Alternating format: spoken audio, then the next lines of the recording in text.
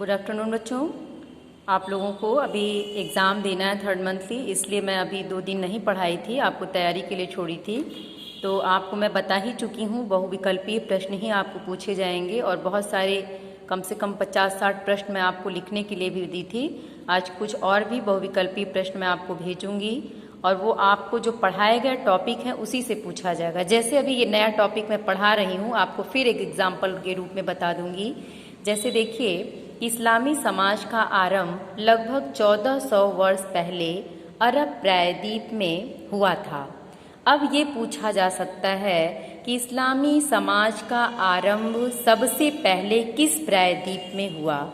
इसीलिए आपको मैं बार बार कहती हूँ कि टॉपिक को ध्यान से देखिएगा। ये प्रश्न इस लाइन से बनेगा कि इस्लामी समाज का आरंभ, इस चैप्टर में प्रश्न नहीं दूंगी हूँ, बस ये आपको एग्जाम्पल बता रही हूँ कि इसी तरह से प्रश्न पूछे जाएंगे कि इस्लामी समाज का आरंभ 1400 वर्ष पहले सबसे पहले किस प्रायद्वीप में हुआ, तो अरब प्रायद्वीप में हुआ।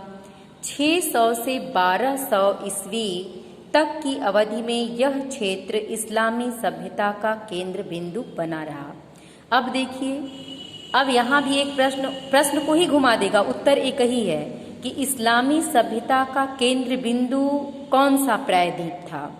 बना दूसरा प्रश्न, उत्तर एक है, तो इस्लामी सभ्यता का केंद्र बिंदु अरब प्रायद्वीप था। ठीक, अब क्या कह रहा है कि धार्मिक अर्थों में ही नहीं बल्कि संपूर्ण समाज एवं संस्कृति के रूप में भी इसका उल्लेख किया गया।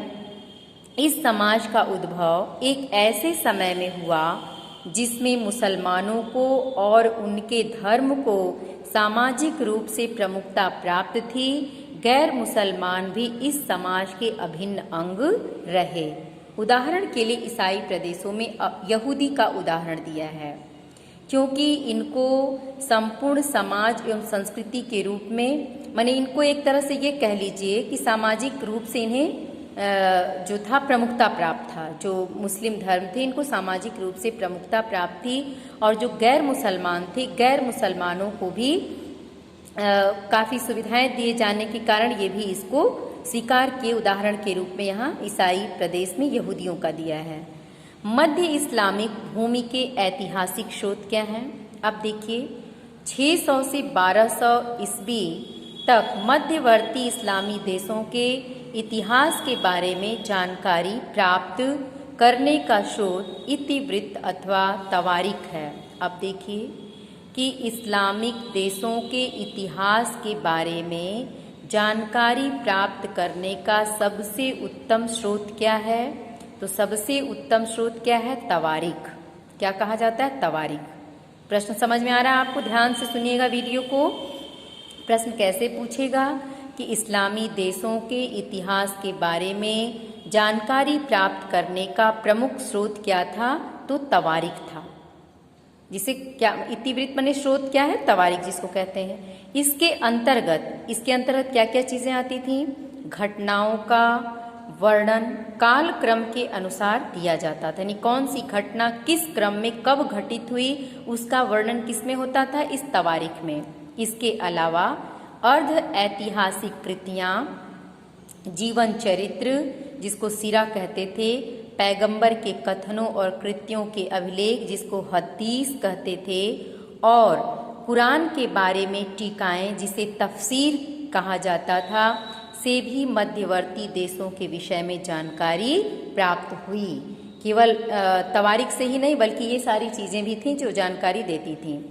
इस्लामी समाज के संबंध में प्रत्यक्षदर्शी वृत्तांत मतलब अखबार में बड़े स्तर पर संग्रहित किया गया था, और ये वृत्तांत विशेष समय में मौखिक या लिखित रूप से लोगों के पास पहुँचते थे। ऐसी सूचना, खबर व उसे भेजने, इसको इस्नाद कहते थे। इस्नाद की श्रृंखला की प्रामाणिकता की जांच आलोचनात्मक तरीके से करके उसकी विश्वसनीयता स्थापित की जाती थी। यानी आलोचनात्मक का मतलब क्या होता है, किसी भी चीज़ की कमी और अच्छाई दोनों को बताना। मध्यकालीन मुस्लिम लेखक अपनी सूचनाओं का चयन करके तथा अपने सूचनादाताओं की सलाह को समझने में दुनिया के दूसरे भागों के अपने समकालीन लेखकों के मुकाबले अधिक सावधान एवं सजग होते थे। जो मध्यवर्ती इस्लामी देशों के लेखकों की अधिकतर ऐतिहासिक तथा अर्ध ऐतिहासिक रचनाएं अरबी भाषा में हैं। अब देखिए ये प्रश्न आपका कि जो इस्लामी देश के राजाओं ने, जो लेखकों ने अपनी रचनाएं प्रस्तुत की, ऐतिहासिक रचनाएं, वो किस भाषा में लिखी गई? तो इनके द्वारा प्रस्तुत की गई रचनाएं अरबी भाषा में लिखी गई। ठीक, अब इनमें सबसे सर्वश्रेष्ठ कृति कौन सा था? तबरी के द्वारा लिखा गया तारीख। अब ये प्रश्न कैसे पूछा जा सकता है? दो तरीके से। तारीख की रचना किसने की? तबरी ने की। तबरी ने तारीख की रचना किस भाषा में की? अरबी भाषा में की। अब अरबी कृत तारीख का अंग्रेजी अनुवाद 38 खंडों में किया गया है। यानी किसका अनुवाद 38 खंडों में है? तबरी के द्वारा लिखे गए तारीख का अनुवाद 38 खंड में है। तो ये वीडियो मैं आपको पहले भी बनाई हूँ, लेकिन आज इस तरह से दिखा करके मैं इसलिए बता रही हूँ कि कैसे प्रश्न पूछे जाएंगे किसी टॉपिक से। बहुविकल्पी टॉपिक से ही प्रश्न बनते हैं, इस चीज़ को आप ध्यान दीजिएगा। इसीलिए मैं आज के वीडियो आपको बना के भेज रही हूँ। Thank you.